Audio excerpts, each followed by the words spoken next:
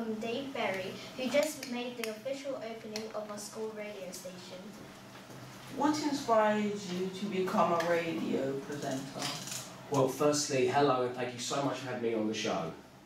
You are the most talented bunch of radio DJs I've ever seen. You're much more talented than Pandora and Bassman, to name but two, and it's a real pleasure to be here. Thank you very much indeed. These are the same lights that we have at Capitol. Sorry, what was your question? What inspired me to become a radio presenter? Two things. Firstly was a love of music, and secondly was a love of the sound of my own voice. So if I can play music and talk all day and have people come and bring me tea, then it's the perfect combination for me and a dream job. I'm sure the same applies to you, right? Yeah, there you go. How did you feel the first time you presented on Capitol Breakfast for such a large audience? Well, thank you for picking up on the audience figures there. We are #1 in London by a mile. Obviously, you guys are in at #2 in the ratings chart, so that's excellent. Well done. I felt good, actually. I'd had experience in radio before. My first ever radio show on XFM, I was very nervous. And I used to hang on to my producer. That was my thing. He was like my little safety blanket.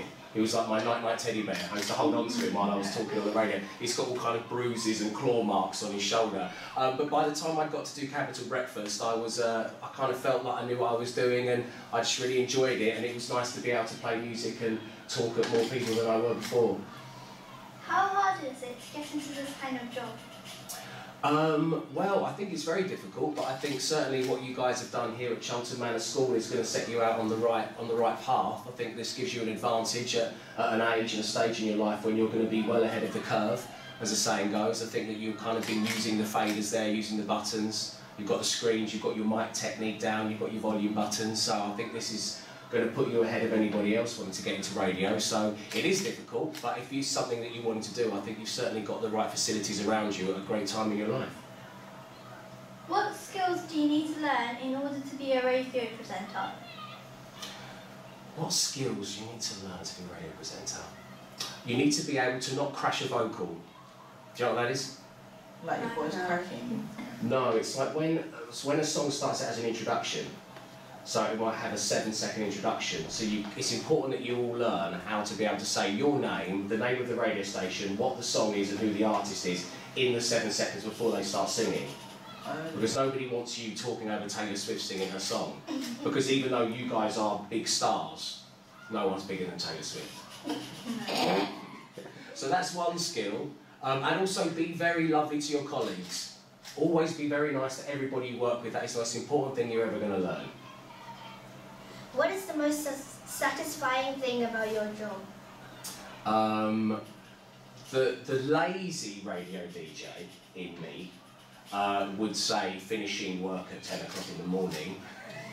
But the most satisfying thing I think is to be able to connect with the audience. That's another skill I think that you should acquire, and you should learn, you should hone, and you should work on given your new facilities. It's really nice to be able to reach out to people, get them on your show, be able to communicate with them, to be able to ask them the right questions, which you're doing brilliantly with me right now, be able to kind of delve a little deeper and find whatever it is that's interesting, whatever it is that's funny. And I think, you know, if you get to do that every day, then it's a real blessing.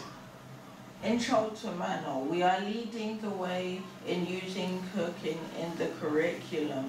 What are your thoughts on using cooking as a way to teach literacy and numeracy? Well, I think it will work brilliantly as an aid. I mean, it was my New Year's resolution this year to cook more, and obviously there's lots of ingredients and lots of recipes from around the world using words you might not read in books. So you're kind of opening your mind up to kind of different words, different pronunciations of words. Then of course you have to get all of your quantities right. So, you know, as far as numeracy goes and working with the numbers, I think it works really well. Plus at the end of the day you've got something to go home to. So for example, you haven't tidied your room. Your mum, your dad, your parent, your guardian, they're livid, and you just go, Mum, there's a chili con carne I made at school. You're back in the good books, right? You're learning to read, you're learning to write, and you haven't got to tidy your room for at least another 2 days. So well done. Finally, what advice would you have for young kids who are thinking of following a career such as yours? Don't grow a beard. It looks really scruffy when you're being photographed and you've been welcomed onto it. Are you planning on growing a beard? Are you growing a beard like mine? No? Are you growing a beard? No. No, okay, I'm going to grow a beard. So don't grow a beard because you look silly. What was the question again? Sorry, I got onto facial hair. Could you repeat that for me, please? Finally, what advice would you have for young kids who are thinking of following a career such as yours? What a fine question. My advice would be, and this applies to everything, but certainly with me getting into what I do now, you have to work very hard.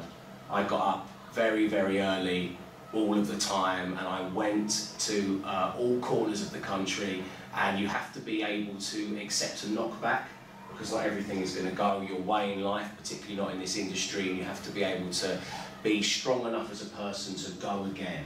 And if you apply yourself and you are willing to go again, eventually with your skills, with what you've learned, with your education, you will get the break that you deserve, and then you can come and meet people like yourselves. And you can grow a beard, and you're going to look great with a beard. Thank you for your time and answering our questions. It's been an absolute pleasure. I'm really proud of you guys. What a wonderful show, what incredible facilities. Give yourselves a round of applause. Charlton Manor.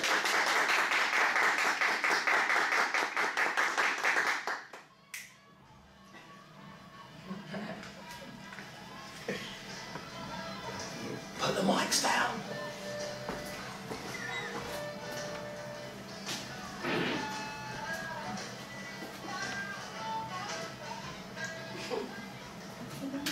Brilliant.